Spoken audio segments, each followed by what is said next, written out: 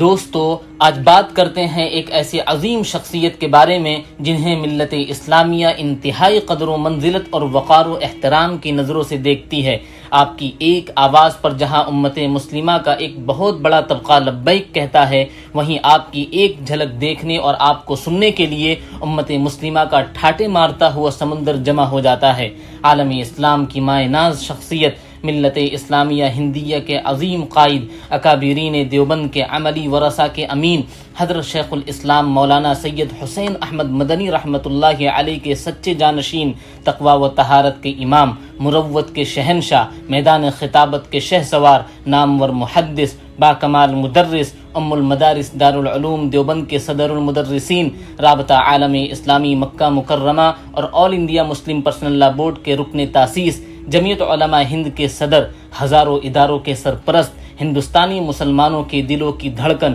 شیر ہند، حضرت اقدس مولانا سید ارشد مدنی صاحب دامت برکاتہم العالیہ کی امیر الہند حضرت مولانا سید ارشد مدنی صاحب مد ظلہ کی پیدائش سن 1941 میں شیخ الاسلام حضرت مولانا سید حسین احمد مدنی رحمۃ اللہ علیہ کے گھر میں ہوئی۔ ابتدائی تعلیم دیوبند ہی میں حضرت شیخ الاسلام کے خلیفہ مجاز و خادم خاص حضرت مولانا قاری اصغر علی صاحب رحمۃ اللہ علیہ کے زیر نگرانی حاصل کی اور انہی کے پاس ناظرہ و حفظ قرآن بھی مکمل کیا۔ پھر متوسط اور اعلیٰ تعلیم کے لیے باضابطہ دارالعلوم دیوبند میں داخلہ لیا اور فخر المحدثین حضرت مولانا سید فخر الدین احمد صاحب مراد آبادی رحمۃ اللہ علیہ سے بخاری شریف پڑھ کر فارغ التحصیل ہوئے۔ دارالعلوم دیوبند میں آپ نے جن اکابر علماء کرام سے استفادہ اور طالب علمی کا شرف حاصل کیا، ان میں حضرت مولانا فخر الدین صاحب مراد آبادی رحمۃ اللہ علیہ اور حضرت علامہ ابراہیم صاحب بریاوی رحمۃ اللہ علیہ جیسے اساتین علم و فن شامل ہیں۔ دارالعلوم دیوبند سے فراغت کے بعد حضرت مولانا سید ارشد مدنی صاحب مد ظلہ سن 1965 میں بہار کے مرکزی ادارہ جامعہ قاسمیہ ضلع گیا میں مدرس مقرر ہوئے اور تقریباً 1.5 سال تک یہاں تدریسی خدمات انجام دی۔ پھر سن 1967 کی ابتدا میں آپ مدینہ منورہ تشریف لے گئے اور تقریباً 14 مہینے وہاں مقیم رہے، پھر دوبارہ ہندوستان واپس تشریف لے آئے۔ چونکہ دارالعلوم دیوبند میں زمانے طالب علمی سے ہی آپ کا حضرت مولانا فخر الدین صاحب مراد آبادی رحمۃ اللہ علیہ سے خصوصی تعلق رہا اور حضرت بھی آپ پر خصوصی شفقت فرمایا کرتے تھے، چنانچہ مدینہ منورہ سے آپ کی واپسی پر حضرت علیہ الرحمہ نے آپ کو جامعہ قاسمیہ شاہی مراد آباد میں خدمت تدریس کا مشورہ دیا، جسے آپ نے خوشی سے قبول کیا اور سن 1969 میں جامعہ قاسمیہ شاہی مراد آباد میں منصب تدریسی پر فائز ہوئے۔ جامعہ میں آپ نے کتب متوسطہ کے علاوہ مشکات شریف، مسلم شریف اور معطا امام مالک وغیرہ جیسی اعلیٰ کتابوں کا درس دیا۔ پھر سن 1982 میں ام المدارس دارالعلوم دیوبند میں مدرس مقرر ہوئے۔ یہاں آ کر آپ نے درس نظامی کی اعلیٰ کتابوں میں مسلم شریف، ترمذی شریف جلد ثانی اور مشکات شریف کا درس دیا اور ابھی تک یہ اسباق آپ سے وابستہ ہیں۔ حضرت والا نے دارالعلوم میں استاد حدیث ہونے کے ساتھ ساتھ نظامت تعلیمات کا عہدہ بھی ایک عرصے تک سنبھالا، چنانچہ سن 1987 سے سن 1990 تک آپ نائب ناظم تعلیمات رہے۔ پھر سن 1996 سے سن 2008 تک دارالعلوم دیوبند کے ناظم تعلیمات کے عہدے پر فائز رہے اور تعلیم و تربیت کی بہتری کے لیے مؤثر اقدامات کیے۔ سن 2020 میں دارالعلوم دیوبند کی مجلس شورا نے متفقہ طور پر آپ کو دارالعلوم دیوبند کا صدر المدرسین منتخب کیا۔ آپ کی درسی تقریریں مربوط، مسلسل اور پرجوش ہوتی ہیں،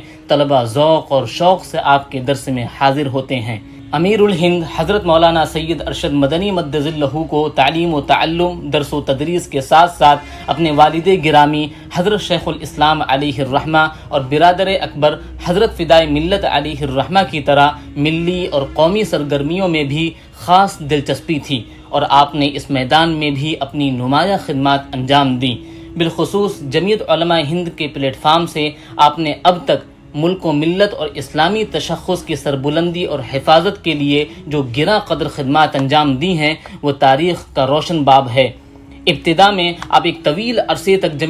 جمعیت علماء ہند کی مرکزی مجلس عاملہ کے رکن رکین رہے. پھر 28 فروری سن 2006 میں آپ نے جمعیت علماء ہند کے منصب صدارت کو سنبھالا اور اکابر کی روایات کو زندہ رکھتے ہوئے مسلمانوں کے خلاف اٹھنے والے طوفان کا ہر محاذ پر جمعیت علماء ہند کے پلیٹ فارم سے ڈٹ کر مقابلہ کیا اور ارباب اقتدار کو چیلنج کرتے ہوئے جس فراست و جرأت کا مظاہرہ کیا ہے اس نے فرزندان ملت کو عزت و وقار کے ساتھ جینے کا حوصلہ دیا ہے. چنانچہ آئین اور قانون کے حدود میں رہتے ہوئے جبر و تشدد کے شکار مظلومین کے ساتھ ہونے والی ناانصافیوں کے مسئلے کو جس جرأت و بے باکی سے اٹھایا اور ان کی فریاد رسی کی وہ اپنی مثال آپ ہے. خواہ وہ دہشت گردی کے آڑ میں مسلم نوجوانوں کے استحصال کا مسئلہ ہو یا انسداد فرقہ وارانہ فسادات، بل کا تحفظ شریعت کی اہم ذمہ داری ہو یا مرکزی مدرسہ بورڈ کا فتنہ، ملک میں کھربوں روپے کی وقف کی جائیداد کے تحفظ کا مسئلہ ہو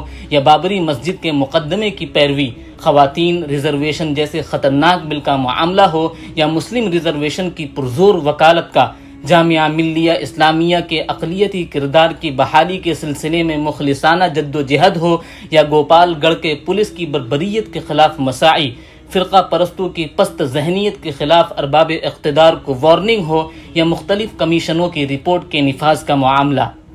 جمہوریت کے تحفظ کا مسئلہ ہو یا فرقہ پرستی کے خلاف صدائے احتجاج، قومی حقوق انسانی کمیشن کی دوغلی پالیسی ہو یا حصول انصاف کا تقاضا، یکساں سول کوڈ کا فتنہ ہو یا مسلم پرسنل لا میں مداخلت کا مسئلہ، لازمی شادی رجسٹریشن کی تجویز کی مذمت ہو یا طلاق ثلاثہ بل کا قانون، تعداد ازواج کا مسئلہ ہو یا ہم جنس پرستی کا فتنہ، دینی تعلیم بورڈ کے ذریعے ملک بھر میں مکاتب کا قیام ہو یا ملک میں اصلاح معاشرہ کی تحریک، غریبوں اور مصیبت زدہ افراد کی بروقت دستگیری ہو یا طوفان اور سیلاب زدگان کے لیے ریلیف، فسادات پر ارباب حکومت کو وارننگ دینا ہو یا فسادات سے متاثر لوگوں کی امداد، برما کے مہاجرین کا مسئلہ ہو یا آسام کے باشندوں کی شہریت کا مسئلہ، NRC اور NPR کا مسئلہ ہو یا قومی یکجہتی کانفرنس، عید ملن کی تقاریب ہو یا عظمت صحابہ کانفرنس، جمعیت علماء ہند کا اجلاس عام ہو یا گودی میڈیا پر لگام لگانے کی کوشش،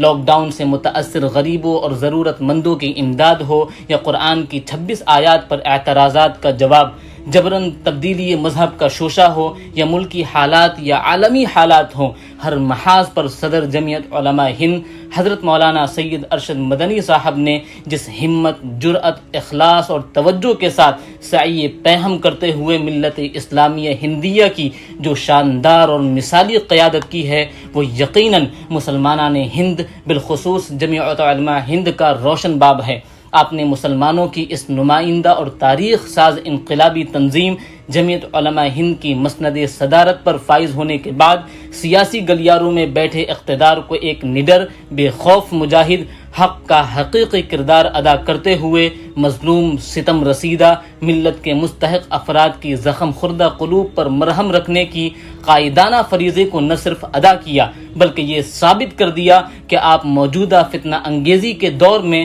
اپنے اکابرین کے تاریخ ساز کردار کے حقیقی وارث اور امین ہیں. جانشین شیخ الاسلام حضرت مولانا سید ارشد مدنی صاحب دامت برکاتہم العالیہ دارالعلوم دیوبند اور جمعیت علماء ہند کے ساتھ ساتھ مختلف اداروں کے پلیٹ فارم سے بھی نمایاں خدمات انجام دے رہے ہیں. بالخصوص ملک کی متحدہ، متفقہ اور مشترکہ پلیٹ فارم آل انڈیا مسلم پرسنل لا بورڈ کے مجلس تاسیسی کے آپ رکن ہیں. اسی طرح عالم اسلام کی ہماگیر اور وسیع ترین تنظیم رابطہ عالم اسلامی مکہ مکرمہ کے بھی مجلس تاسیسی کے آپ رکن ہیں. اس کے علاوہ ملک اور بیرون ملک کے مختلف بڑے بڑے ادارے آپ کی سرپرستی اور نگرانی میں اپنی خدمات انجام دے رہی ہیں. اس کے علاوہ عالم اسلام کی مختلف نمائندہ تنظیموں کے آپ رکن رکین بھی ہیں. حضرت مولانا ارشد مدنی صاحب نے جمعیت علماء ہند کے پلیٹ فارم سے ہندوستانی مسلمانوں کی جو شاندار قیادت کی ہے وہ تاریخ میں سنہرے الفاظ میں لکھے جانے کے قابل ہیں.